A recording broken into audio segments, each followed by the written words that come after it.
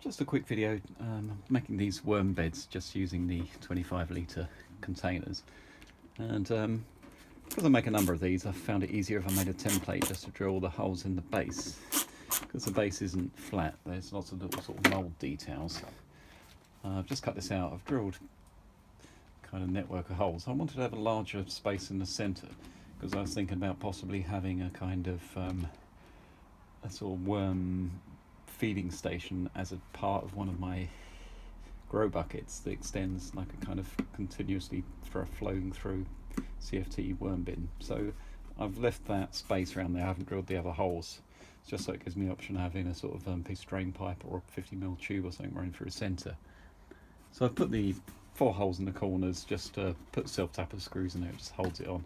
So this is a 6.3 1/4" drill bit, so I just drill through.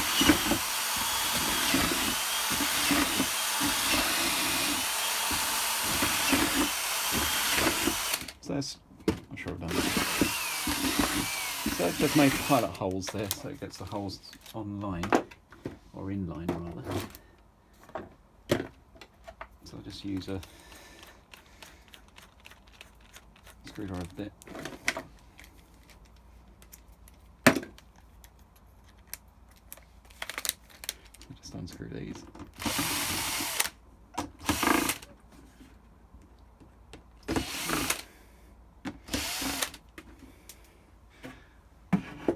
So you can see it just maps out all the holes fairly neatly on the base of the bucket.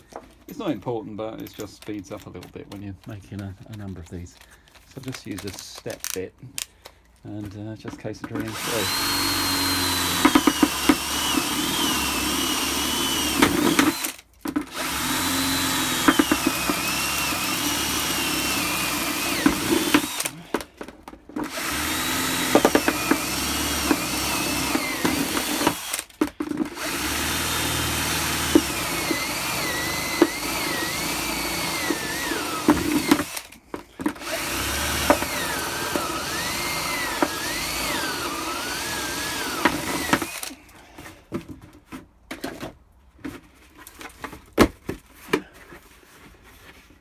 So you can see, just using a 20mm step bit, it just cuts through.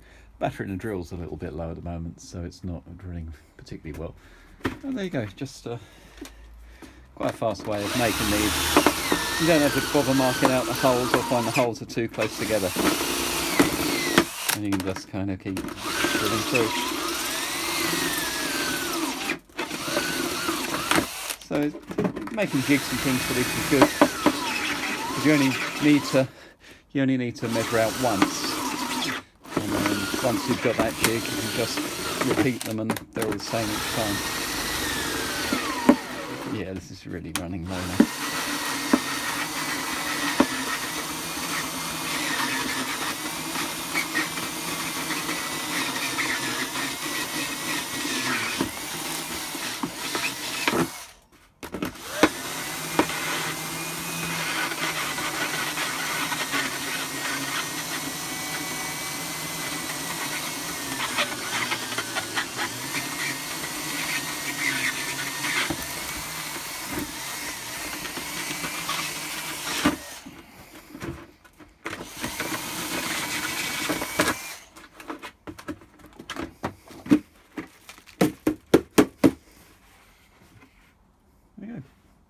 A few more holes to drill.